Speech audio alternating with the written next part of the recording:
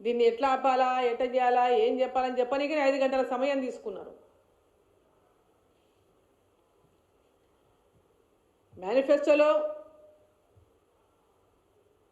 ఎన్నికలకు ముందు కాంగ్రెస్ పార్టీ పెట్టినటువంటి మేనిఫెస్టోలో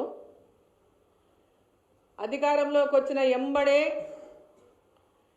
డిఏలను అన్నింటి కూడా వెంబడే చెల్లిస్తామని చెప్పి వాళ్ళు హామీ ఇచ్చి అధికారంలోకి వచ్చారు. అధికారంలోకి వచ్చి దాదాపు 19 నెలలు అవుతున్నా ఒక్క డిఏ ఇస్తామని చెప్పి ప్రకటించడం మరి రాష్ట్ర ప్రభుత్వానికి సిగ్గనిపిస్తలేదా, రాష్ట్ర ముఖ్యమంత్రి గారికి సిగ్గనిపిస్తలేదా అని చెప్పి నేను ప్రశ్నిస్తా ఉన్నా.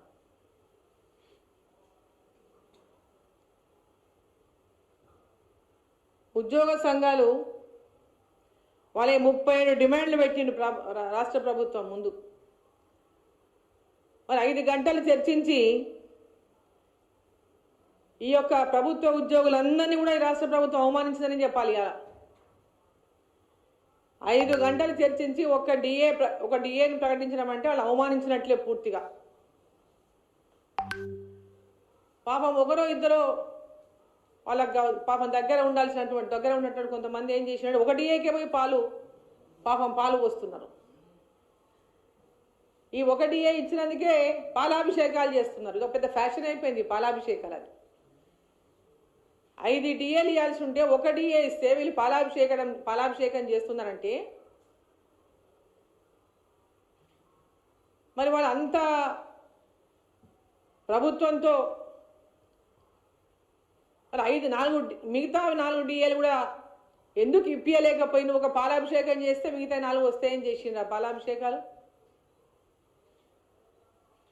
ఓసారి పాలాభిషేకం చేసినటువంటి గతంలో కూడా ఇట్లాంటి పాలాభిషేకాలు చేసి 10 ఏళ్ళు చేసి ఉద్యోగులకు ఒరిగిందేమీ లేదు.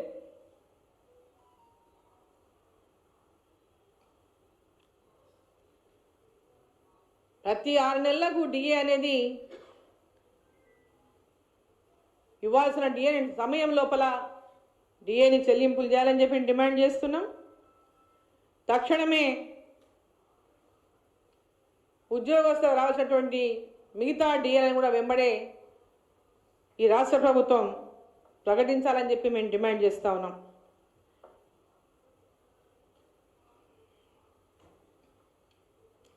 ఇప్పటివరకేమో మొన్నటిదాకా హెల్త్ కార్డు అని ఇప్పుడేమో హెల్త్ ట్రస్ట్ అంటున్నారు. మళ్ళీ హెల్త్ కేర్ ట్రస్ట్. ఇప్పటిదాకా హెల్త్ కార్డు లేదా మళ్ళీ హెల్త్ కేర్ ట్రస్ట్తో మళ్ళీసారి ఉద్యోగస్తులను మోసం చేయడానికి రాష్ట్ర ప్రభుత్వం ఒక కొత్తగా పేరు తీసుకొచ్చింది. మళ్ళీసారి మోసం చేయడానికి సిద్ధమైపోయి హెల్త్ కేర్ ట్రస్ట్ అని ప్రకటించింది ఇవాళ. ఇక వీళ్ళ పరిపాలన విషయానికి వస్తే పర్సెంటేజీల పరిపాలన నడుస్తుంది తెలంగాణ రాష్ట్రంలో కాంగ్రెస్ ప్రభుత్వానికి.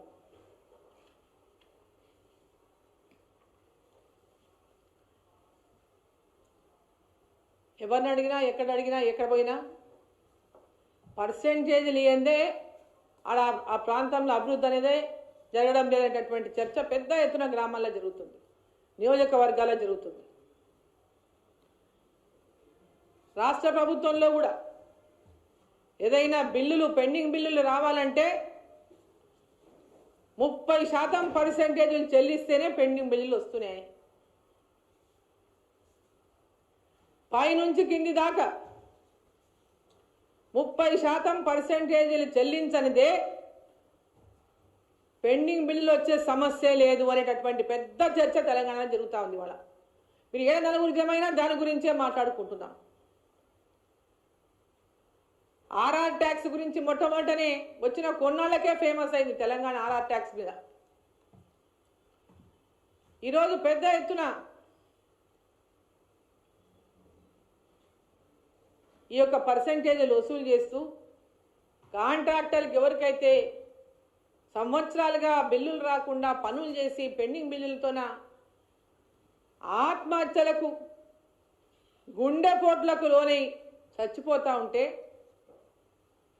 పనులు చేసి బిల్లులు రాక సర్పంచులు ఆత్మహత్యలు చేసుకుంటూ ఉంటే మరి రాష్ట్ర ప్రభుత్వానికి కళ్ళకు కనిపిస్తలేదు, చెవులకు వినిపిస్తలేదు.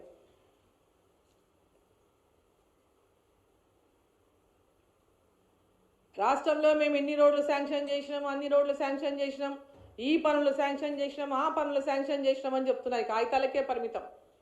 కింద ఎవరు ఒక్కరు టెండర్ వేసినటువంటి పరిస్థితి లేదు. భవనాలకు కానీ రోడ్లకు కానీ ఎక్కడైనా ఇది టెండర్ వేస్తే మాకు బిల్లులు రావు, గతంలో చేసినటువంటి పనులకే బిల్లులు లేవు, కొత్తగా టెండర్లు వేస్తే ఈ బిల్లులు రావనేటటువంటిది వాళ్ళ పెద్ద ఎత్తున కాంట్రాక్టుల అసలు ముందుకు రావడానికే సిద్ధంగా లేరు. ఇప్పుడు ఏం చేస్తున్నారు? పెద్ద పెద్దగా బయటకు వెళ్ళి పట్టుకొస్తున్నారు కాంట్రాక్టర్లను. ఎందుకంటే ఇక్కడ ఉన్నోళ్లకు పాత వాళ్ళకి ఏమైనా ఉంటాయో ఇట్లా బిల్లులు ఇవ్వాలి, పైసలు పర్సెంటేజ్ ఇస్తారో ఇయ్యరో, కాబట్టి బయటకు వెళ్ళి కాంట్రాక్టర్లను తీసుకొచ్చుకొని వాళ్ళు అడిగినంత ఎస్టిమేషన్లు చేసి పెట్టించుకొని ప్యాకేజీలుగా రోడ్లను చేసి ఈరోజు వాళ్ళు అనుకున్న వాళ్లకు ఆ రోడ్లను ఇచ్చి ఎవరైతే పర్సెంటేజ్లు చెల్లించే శక్తి ఉందో వాళ్ళకే రోడ్లు ఇవ్వాలని ఈరోజు రాష్ట్ర ప్రభుత్వం సిద్ధమైనట్లుంది.